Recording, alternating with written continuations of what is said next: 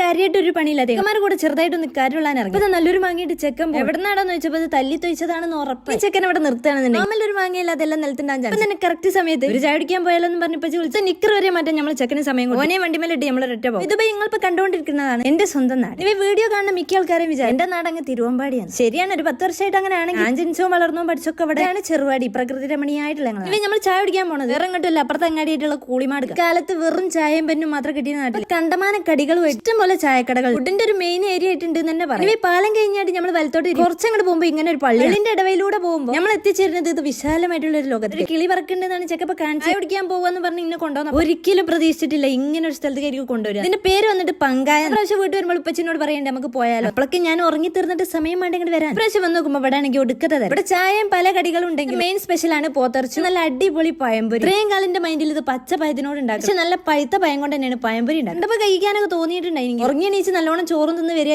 ഒന്നാനുള്ള ഒരു വയറൊന്നും ഇല്ല. അതുകൊണ്ട് തന്നെ കടികളൊക്കെ നമ്മൾ സ്കിപ്പ് ചെയ്തു. പിന്നെ കാര്യമായിട്ട് വന്ന എന്തിനാ ഒരു ഗ്ലാസ് ചായ കുടിക്കാനാണ്. ചായക്ക് ഏറ്റവും നല്ല പാർട്ണറാണ് എന്റെ പച്ചി. ഒരു ലോഡ് ചായയാണ് ഒരു ദിവസം. അത് നല്ല കട്ടൻ ചായ കരുതി നമ്മൾ കട്ടൻ ചായ കുടിക്കില്ല, നമുക്ക് ചെറുതായിട്ട് പാല കൊയ്ക്കും. അപ്പൊ ഞങ്ങൾക്ക് രണ്ടാക്കും ഓരോ ഗ്ലാസ് ചായ ആ ചായ ആയിട്ട് നമ്മൾ താഴത്തേക്ക് അങ്ങോട്ട് ഇറങ്ങി. ഞാനായിട്ട് ഇവിടുന്ന് നോക്കുമ്പോൾ സൂര്യൻ അതിലാണ് ഞാൻ വീണു. പിന്നെ മാത്രമല്ല ചായ കുടിച്ചോണ്ടിരിക്കുമ്പോൾ നല്ല അടിപൊളി കാറ്റുണ്ട്. ഇരുന്ന് ഇരിപ്പിൽ അങ്ങനെ ഇരുന്ന് പോകും. ഞാൻ ചായ കുടിക്കുമ്പോഴത്തേക്ക് ഡാഡിജി ചോദിച്ചിട്ടുണ്ടായി നമുക്ക് പോവില്ല. പിന്നെ കുടിച്ച ക്ലാസ് അവിടെ വെച്ചിട്ട് വരാമെന്നും പറഞ്ഞിട്ട് അതിന്റെ ഉള്ളിൽ പോയി നോക്കുമ്പോൾ അവിടെ തിരക്ക് ഇതുവരെ കഴിഞ്ഞിട്ട് മിക്ക ആൾക്കാരും ചോദിക്കണേ ഈ പോത്തർച്ചും പയമ്പൊരി ഇത്രക്ക് ടേസ്റ്റ് ഉണ്ടോന്ന് അറിയാൻ വേണ്ടിട്ട് ഇനി എപ്പോഴെങ്കിലും വരണം എന്ന് വിചാരിച്ചു. കാരണം നമ്മൾ ഈ പ്രാവശ്യം തിന്നോക്കിയിട്ടില്ല. പോവാൻ നേരമായപ്പോൾ നമ്മൾ ചെറുതായിട്ട് ഊഞ്ഞാലാടിയാലോ എന്നൊക്കെ വിചാരിച്ചിട്ടുണ്ടായി. പക്ഷെ ചെറിയ ചെക്കന് വലിയ ഇൻട്രസ്റ്റ്. അപ്പൊ നമ്മൾ എന്താക്കി ഊഞ്ഞാലാടാൻ നിന്നില്ല. പിന്നെയും എന്റെ ക്യാമറയായിട്ട് പോണത് ഈ സൂര്യന്റെ അടുത്ത്. കാരണം കണ്ടിട്ട് ഫോട്ടോ എടുത്തിട്ടും മതിയാവണേ. ഇനി പോത്തർച്ചും പയമ്പൊരി ഇതുവരെ ട്രൈ ചെയ്യാത്തവരാണ്. പഞ്ചായത്തിൽ വന്നിട്ട് വൈബ് ആസ്വദിച്ചൊന്ന് തിന്നു. ഇനി നമ്മൾ ഏതായാലും വീട്ടിൽ പോകണം. അപ്പൊ അടുത്ത വീഡിയോ ആയിട്ട് നാളെ വരാം. അതുവരെ ബൈ.